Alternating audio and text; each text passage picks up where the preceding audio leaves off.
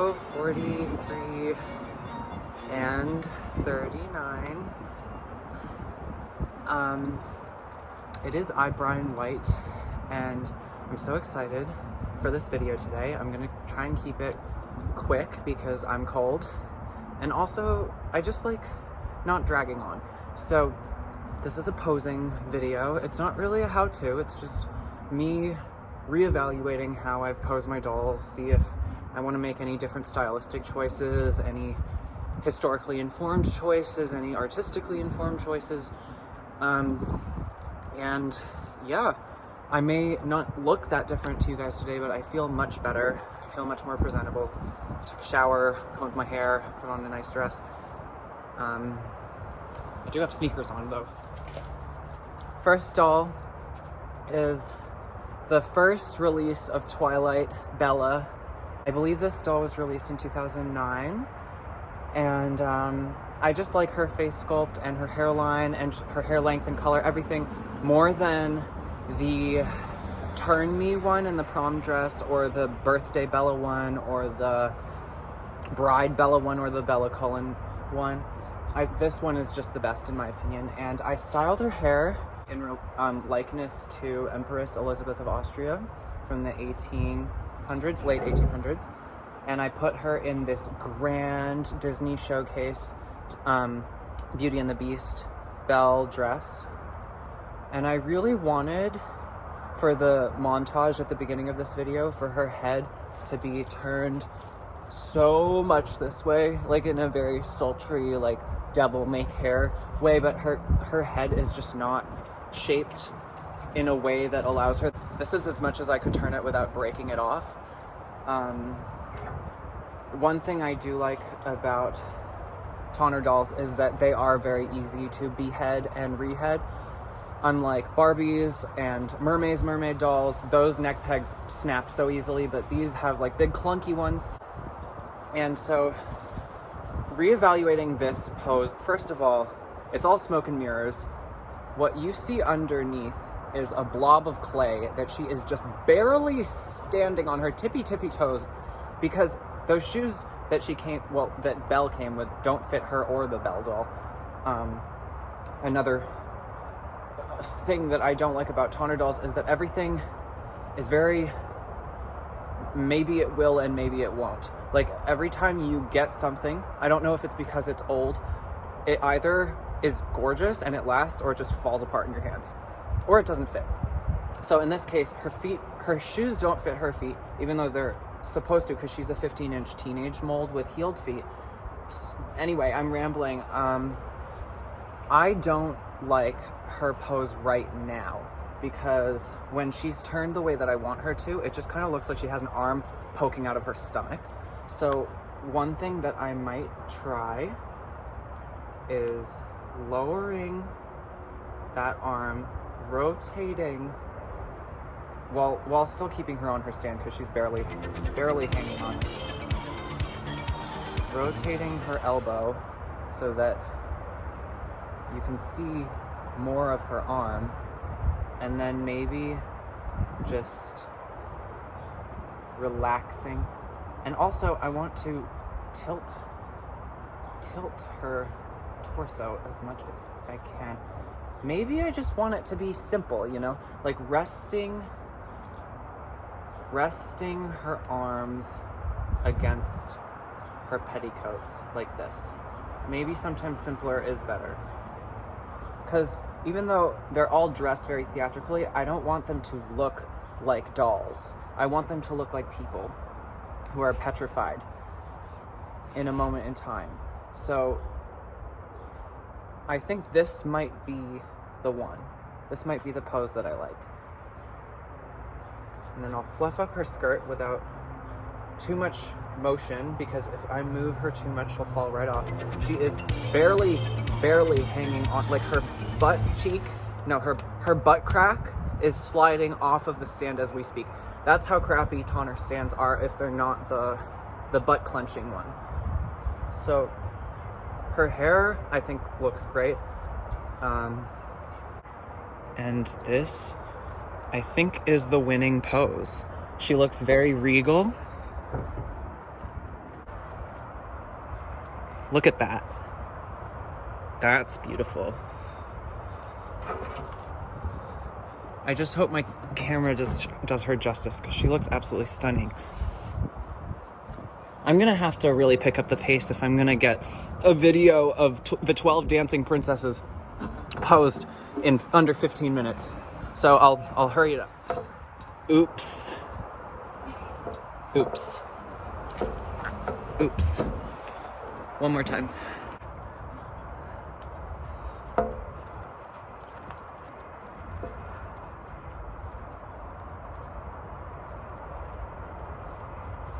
Okay.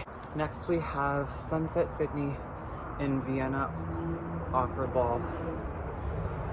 My favorite, and her cultural / artistic inspo is Hector Berlioz's Les Nuits d'été sur les lagunes, which means on the lagoons, and she's mourning the death of a loved one.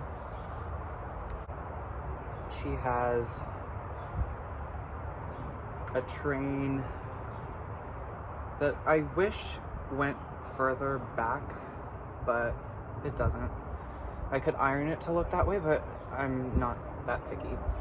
She has beautiful hair. I have no idea if she's standing on the stand correctly, but I can only hope that she is. So the simpler the better. I like her as she is, actually, but I might just, you know, move her arm forward a bit just so that she's more in a kind of relaxed but sad, lamenting pose.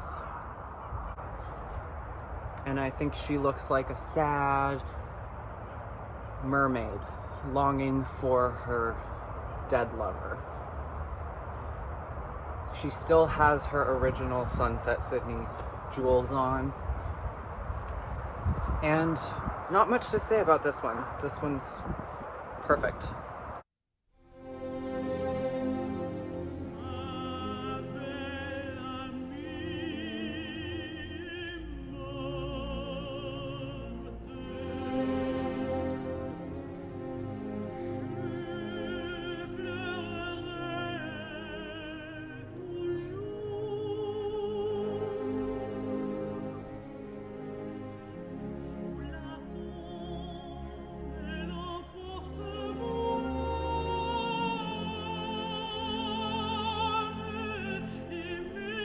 This is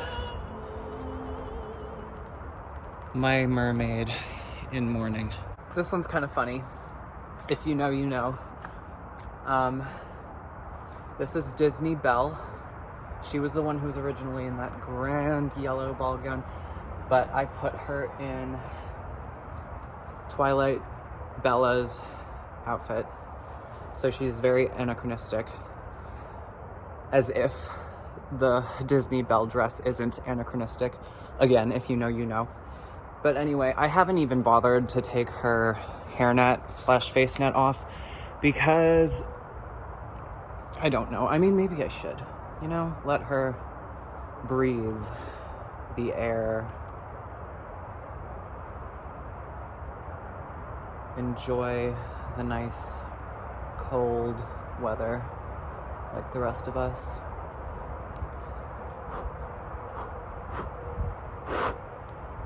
She has a piece of glitter right there. You see it? Yeah, you can see it. Anyway. She's cute. But I wanted an old world beauty to wear her dress.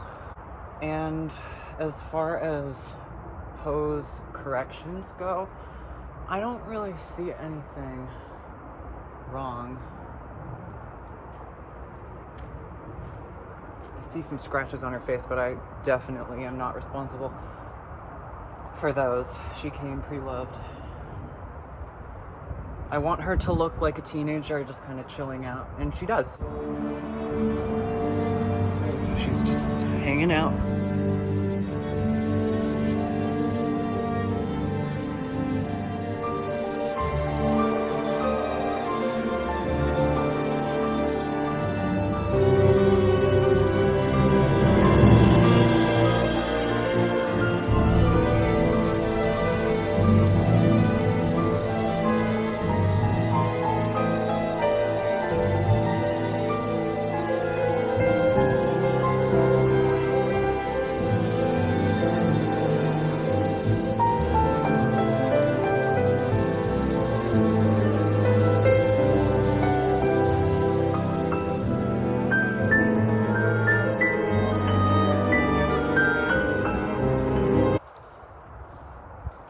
Here we have ultra basic Mei Li from 2009 or 2010.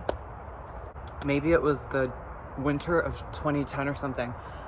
I saw this doll on the Tonner website or on Google.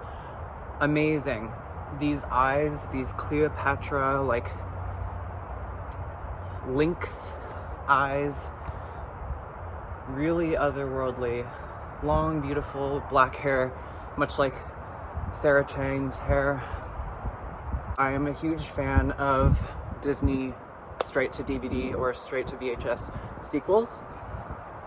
I just think that the costumes are really great, the character development and the character design, all really beautiful and a lot less pretentious than the first films anyway.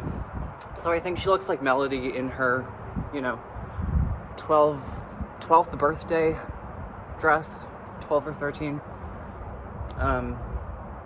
I should know this. It's supposed to be my favorite Disney sequel of all time. But anyway, she's in between two other dolls. So she's interacting with other dolls. So her arms need to be in a natural pose where she can, hold someone's arm or be around their waist or something. So that's why her arms are up like this. If you wanted her to have a more sardonic, brooding look, I would just tilt her head this way. She could just be like,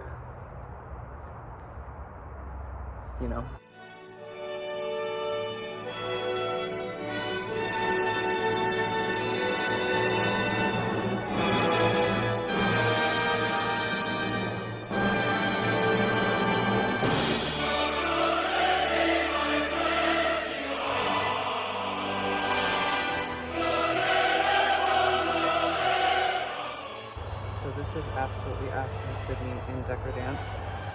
I'm gonna try to work with the cape that Deco Dance Sydney came with. So this is what the cape looks like. It's very big. I got it in an auction off of eBay and it said it was in good condition, but there was a huge rip in the seam here. So that was not in the description, but I really wanted the cape and it's really hard to find. So I did not return it. I did not leave a negative comment either. When I look at this doll, I think of the Guerlain ad for the perfume Liu, which is named after the character in Puccini's opera Turandot. Now, Liu is not the title character, but she has a very central romance in the story.